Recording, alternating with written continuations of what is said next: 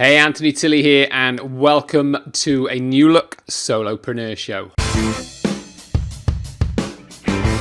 Welcome to the Solopreneur show with your host, Anthony Tilley. To get your hands on more great business training and advice, plus the chance to join our free Facebook group where you will see extended guest interviews, the opportunity of free one-to-one coaching, and behind-the-scenes access to Anthony, go to www.thesolopreneurshow.com and join us today. And here's your host, the man himself, Mr. Anthony Tilley.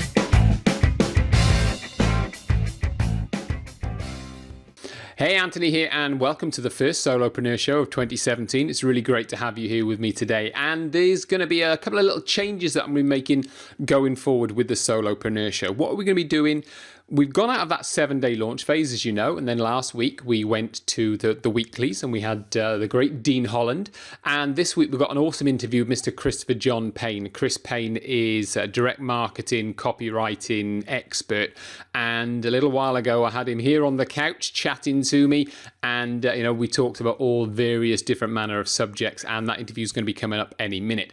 But what's going to be happening is those interviews that I've conducted and will be releasing as podcasts will happen on a Thursday, and the Ask Anthony section that has been so popular with you guys, actually what we're going to do, we're going to split that and we're going to have that released on a Monday. So basically Monday is going to be Ask Anthony, and Thursday we're going to have the interviews. Now, Monday with Ask Anthony, that will be the full episode. You'll be able to see that, hear that as the podcast.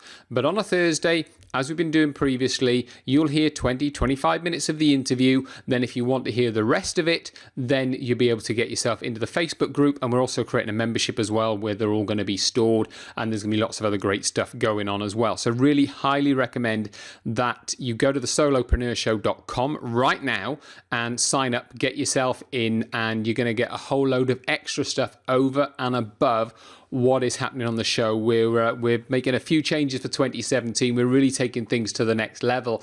And actually, as I'm recording this, in about 3 weeks' time, we're going to be releasing the very first Solopreneur show book as well. So 28th of January, that goes live. So really excited about that as well. So for now, just to clarify, Mondays Ask Anthony, Wednesdays is podcast interviews, a section of it, and then obviously you can get yourself into the group where the whole interview will be on the day, on the Thursday. Inside that group, the whole interview is in there. So at the same time this podcast goes live in the various locations that it does, then you can be in there and you can actually see the whole thing. So for now, let's crack on and enjoy this interview with Christopher John Payne. One thing I do want to say is obviously we've done this over here on the couch. The sound quality on this, not quite the bass on it that I would like, but enjoy the interview. I know you're going to get a huge amount from it. See you in a minute.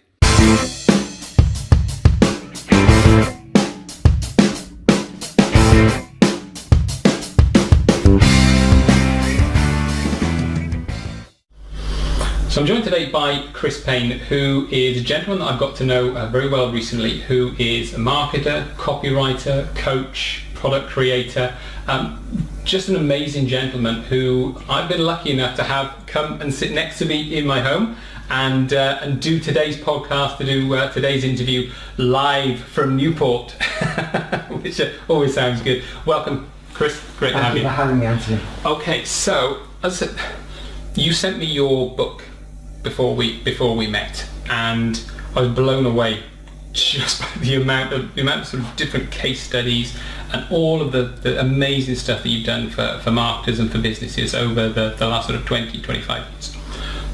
We'll go into that in a little bit, but what I'd like to do really just initially, I always love with any guest that I have just to find out their backstory, find out more about them, because everybody has a fascinating story about where they've come from to this point. So if you can share that with us to kick things off, that'd be absolutely great. Sure. So let me just start. Say I from Manchester. Mm-hmm.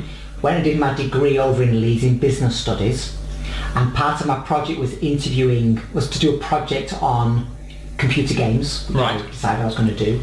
Interviewed a number of computer games publishers. This back in the early 80s.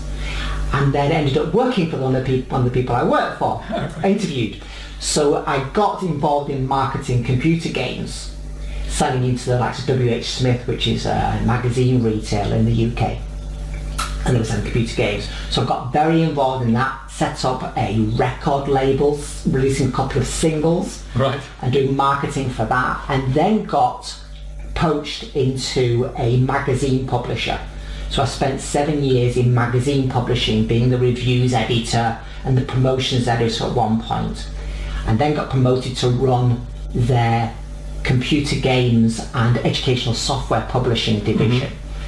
And from there, there was some politics in the company, and in the end I was asked to leave, because I was running these division. Was very profitable, but it was causing some politics with the board. So they said, leave, but we're going to pay you a salary for 3 years. But we'll pay you a salary for 3 years, full salary, and that was a lot of money. Yeah. It's like, pay your salary for 3 years, but you can't do anything in computer games or educational software. Alright, so then I thought, well, what's my interest? Well, my interest, Anthony, is personal growth. So I thought, I'm going to set up a mail order business selling personal growth products.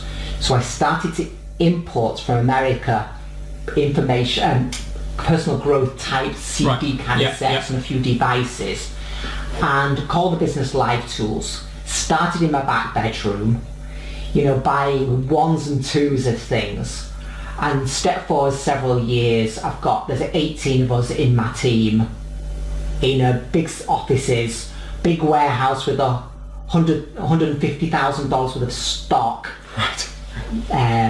Had 50,000 customers, some of them buying about 15 times, spending $300 sometimes an average a time with us. And I was sending out letters in the post, and a letter would be a 16-page letter, say, or an 8-page letter promoting a speed reading kind of course. And so imagine that, and the coloured brochure, an order form, and an envelope, and then that would all go inside another bigger envelope, and that would have writing all over the front and the back. Yeah. So a big pack. Yeah. So I was sending out up to 1 million of those a year around the UK, promoting individual courses through the mail.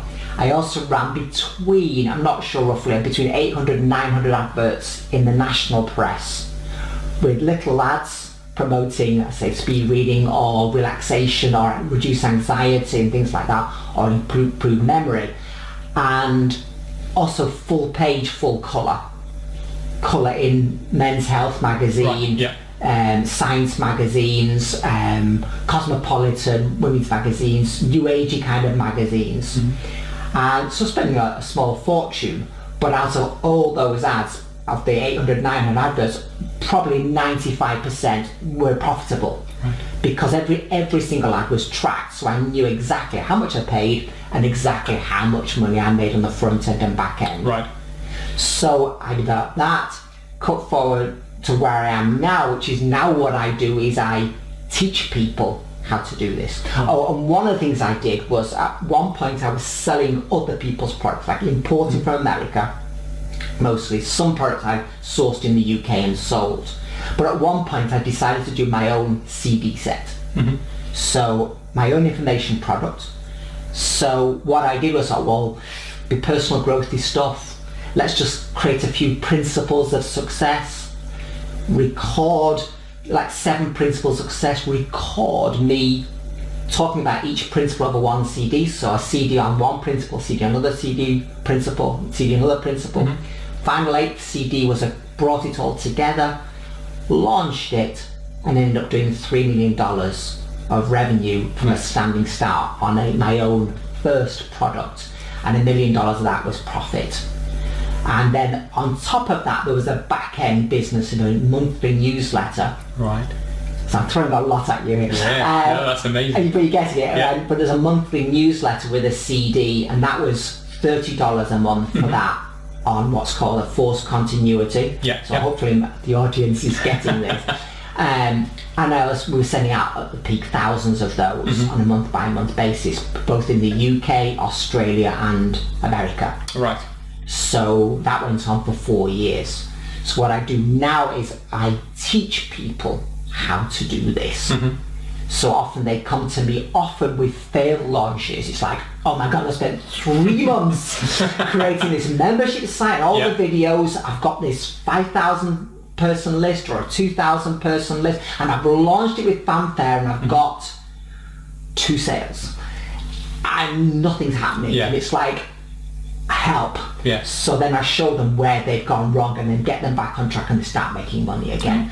So the book that you've been reading is called Are You Next? It's a full colour A5 book. Actually, I can just show you. So I've got it. This is your copy that I put down here. So this is the book, Are You Next?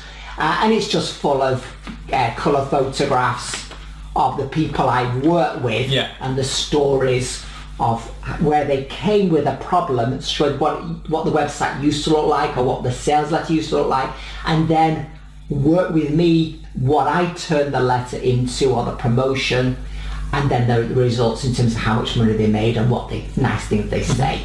So this is like a glorified business card which I give to anybody who's interested in working with me, to say, look, this is what I do, and if you're interested, you'll come back at some point and say, Chris, now is the time to do some work with you.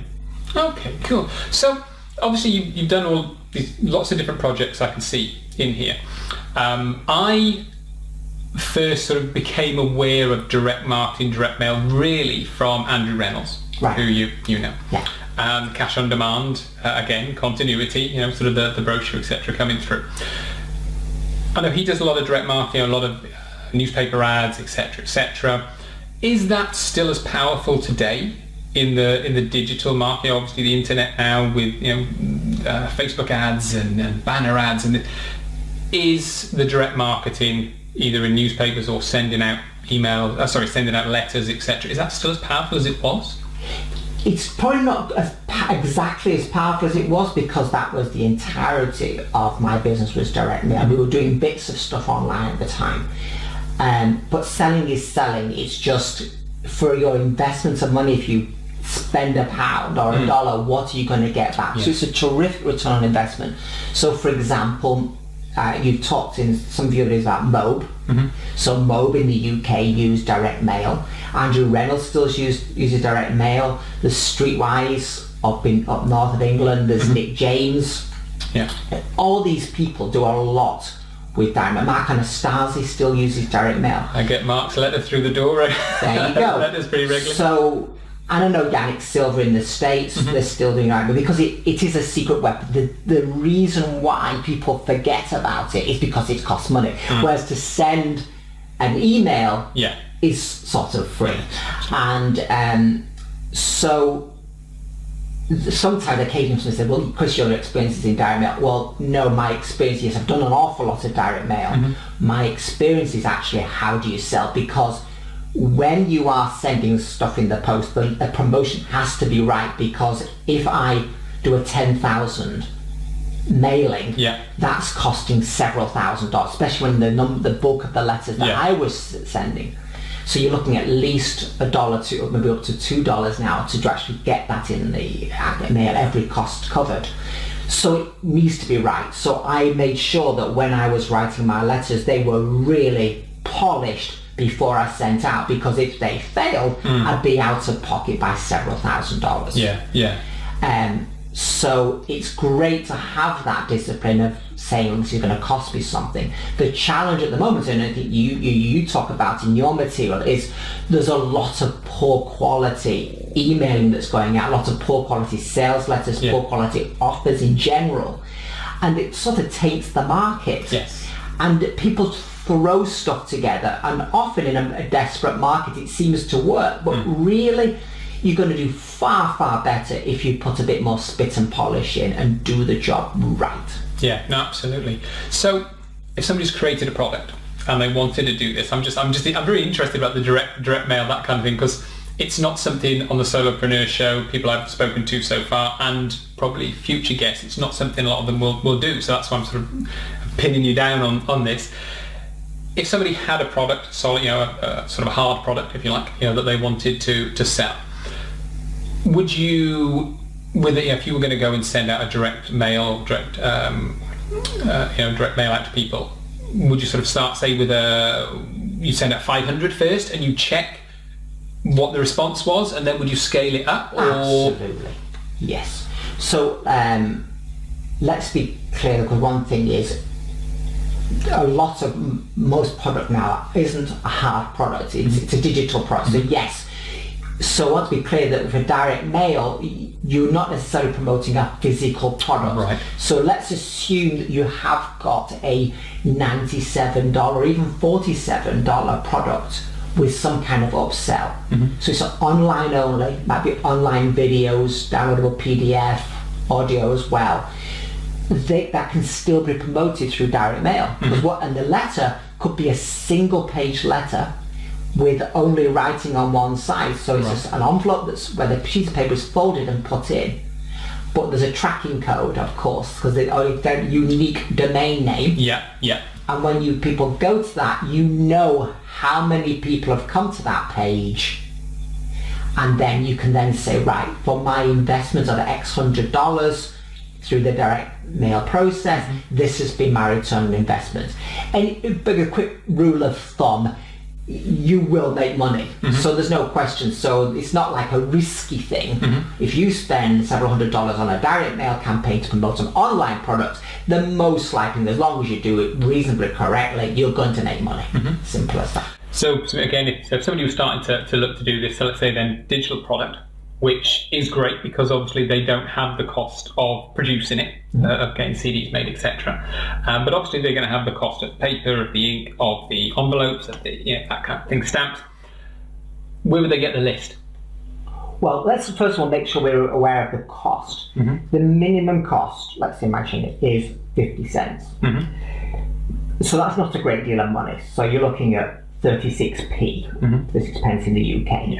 So to send out 500 letters is going to cost $250, $250, £200 or something like that. That's your cost, which isn't very much. No. And we know that we're going to get return on investment very quickly. Now, in terms of the list, you can go to what's called a list broker. Now, the list broker that handled my names is a company called Highlight.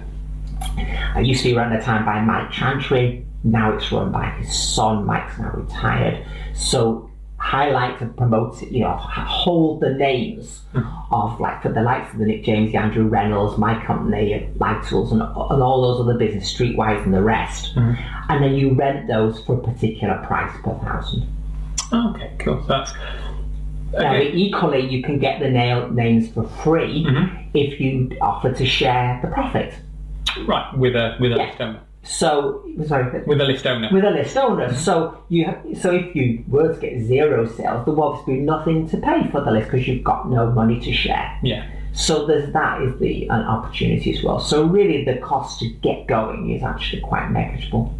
That's cool. It's interesting you saying about sharing or using somebody's list, because one of the things, and I think I had this mentality when I first started out, and friends that I've spoken to who sort of tried different ventures with bigger marketers or with people that are list owners, I think a lot of people, when they're first starting out and they first find out what a JV is, what a joint venture is, and they think, okay, and you see this on things like Dragon's Den, you think, well, I'm not going to give away 50% of my profits when it's me that's created the product.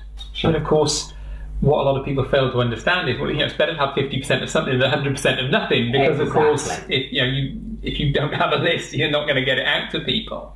Sure, but the other thing is, if people realise that they are giving 50%, and they can get their head around that, then when they have got a list of their own, when they promote somebody else's product, they're getting 50% for not much work. Because what you become as a list owner is the toll booth owner. You allow people into your to address your audience. But the thing is, this business is maths. At the end of the day, people have a pot of money. So in the bank, they either have £50 savings, £100, £5,000, £50,000, and if it stays in the bank, you're looking at 1% return from a bank interest. What we're looking at here is saying, let's take £100 or $100 out. What are we putting back in at the end of the month? So if people can get around the idea that pretty much most of what you do, providing you do it reasonably well, you are not putting £100 back in, you're putting in 120, 150, £200. So your return on investment is significant. Yes, you may be giving 50% of the profit or revenue to a joint venture partner, but really you are still spending some kind of money. But what matters is you taking X money out of your bank account and then putting back in the same money and the rest at the end of the month. Now that is a smart thing to do. Yeah, no, absolutely. And again, I think a lot of people don't. They'll look at the cost and think, okay, how much is this going to cost? It's not. Don't think about how much it's going to cost. It's how much I'm going to make from it. What's the investment rather than the cost? It's the investment. It's the return, and what is the level of risk. And despite the fact, I mean, I was spending. Some of the adverts I was buying could be as much as, say, $7,000 for a single page. But at no point was it ever a risk because I knew what I was doing. Yeah. It's a bit like, you sell your solo ads. Yes, you can spend thousands getting the ultimate package of 5,000 names or whatever. But you don't start there. You start by buying your first 200 clicks. Yeah. And then you move up, but at each level you move up, the price goes down, but because it's the same pot of people, that your response will be pretty much the same, so you know what your return's going to be. So it makes sense to go up to 500 clicks, to 1,000 clicks, to 5,000 clicks, up through. And it's just the speed that your return comes back, and so you're spending X $1,000 but getting multiples of that. So the best I was getting was at least a 10 times, maybe 15 times multiplier. So I'd take $1,000 out of my bank account, and within 4 weeks I was putting 10,000 or 15,000 back in. That's not bad. Not a bad return on investment. Now, when I talk to some of my friends, family members and so on, they would say, but no matter what, they would never ever spend $1,000 on an ad or something, or five. And I'm thinking, but the return is fabulous. But they just won't. As you say, it's a mentality thing. They just see it, as you said, a cost rather than a potentially lucrative investment. Yeah, absolutely. It's something I've got to say. It's something that I find really interesting and fascinating. Is that sort of direct marketing side of things. So again, somebody has a product, they've created, they've got a digital product, etc. If they wanted to go and find somebody, so we were talking about buying a list from Highlight or someone like that. What would you recommend if they wanted to go and try and find a JV partner? Would someone like Highlight JV with them, or would they have to go and find a marketer within their own niche and sort of try and make the offer to them to split it with them? Yes, exactly. So you wouldn't go through Highlight to find that person, because then they would miss out on their 10 or 15% commission. So their job is to keep you within the Highlight community, not surprisingly. But instead, you can approach some of those list owners directly and say, how about, rather than me rent the list through Highlight, why don't I do a joint venture with you? We'll do a profit split or something like that. But because the joint venture partner knows that they're going to make half the money, it's in their best interest that you are successful.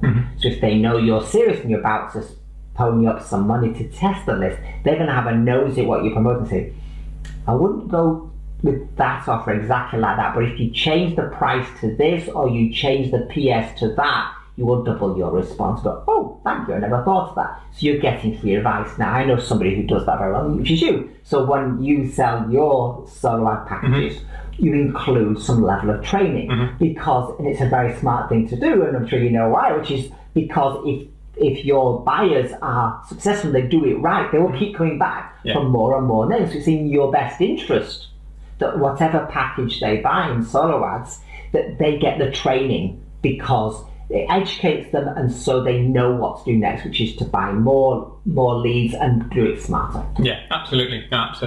So you're saying that today, so you moved, obviously this was your business model, you were doing this, you had the people in the offices, etc. What changed? What was the decision to sort of come away from having those offices and having those people and move into sort of showing people how to do it? Well, the honest answer is I became very ill. Right. So there was a particular challenge that I went through in my life, and as a consequence, I just completely collapsed. And I was out of the game for a year. Right. And because I was so sick, I was incredibly sick, I had to close my offices down. I had to.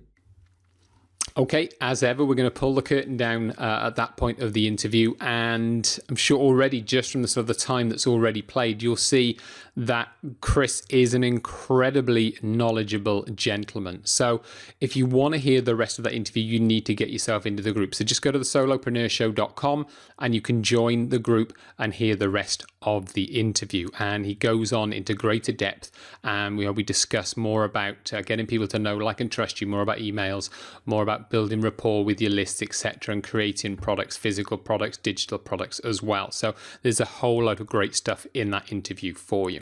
So for now, that is the end of today's podcast, the first of 2017, and I'm really excited for what is going to be happening with the show, with the Facebook group, with the blog as well, the solopreneurshow.com. I've made some contacts with some really exceptional marketers over the last few weeks, and there's going to be some great stuff, not just the podcasts, coming to the solopreneurshow.com, and also as well we're creating some other extra additional content for those people that get themselves inside of the Facebook group and inside of the membership. So I'm really looking forward to what is going to be happening in 2017, where we're going to be able to deliver great value to you, and we're going to be able to help you to take yourself and your business to the next level. So for now, thank you very much for joining me today, and we'll see you on Monday for Ask Anthony, and have a great weekend. I'll speak to you soon. Cheers. Bye now.